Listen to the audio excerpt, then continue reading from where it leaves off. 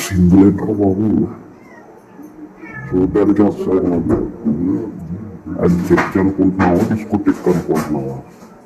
అడిగితే మళ్ళీ మేమే కనపడుతున్నామని మాటలు. సరే మీకైతే బుర్ర లేదు, దైవిక జ్ఞానం లేదు. మీ బాబుకి ఏమైంది?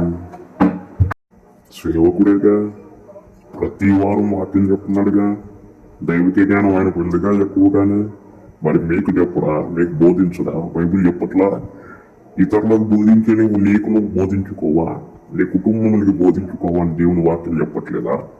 ఏదైనా అంటే మేమే కనపడుతున్నాం అంటాడు ఈయన గారు, ఈ బాబు గారు. నువ్వు కనపడడానికి సమస్య కాదు. అబ్బాయిలు అమ్మాయిలాగా మారుతున్నారు, వాళ్ళు కనపడరు కానీ మేమే కనపడుతున్నాం. నా హెయిర్ స్టైల్ కనపడుద్ది, నేను తల ఇలాగే అనగా అనేది కనపడుద్ది, మా చేతులు కాళ్ళే కనపడతాయి అంటావు. అది చర్చ డిస్కోటెక్క లేకపోతే ఏంటి? అసలు చర్చిలో చెప్పులు వేసుకోవడం, షూ వేసుకోవడం, పులిపీఠం పైన మళ్ళీ చెత్తకునేలాగా చెత్త. ఇదేనా మీరు నేర్చుకున్న బైబిల్ వాక్య ధ్యానం? ఇదేనా మీరు నాన్నగారు మీకు నేర్పినటువంటి విధానము?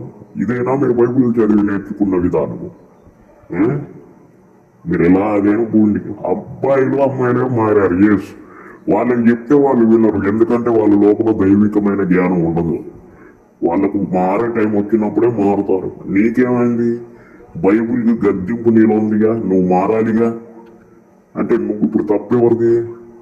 మీరు చెడిపోయినరు అబ్బాయిలు, మాకేం బాధగా. కానీ మా బాధ ఏంటంటే మీలాంటి వాళ్ళ వల్ల ఇంకో నలుగురు చెడిపోతారు. మీరు ఎక్కడ పోతే ఎలా పోతే మాకేంది?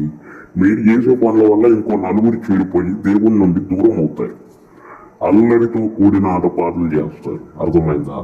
మీరు కాదు మా సమస్య.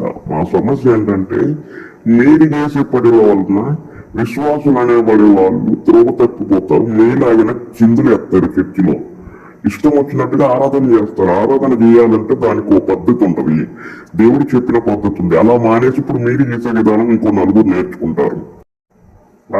అది సమస్య ఇక్కడ. వాళ్ళు నేర్చుకొని వాళ్ళు చెడిపోతారు, మీరు చెడిపోయింది చూసి.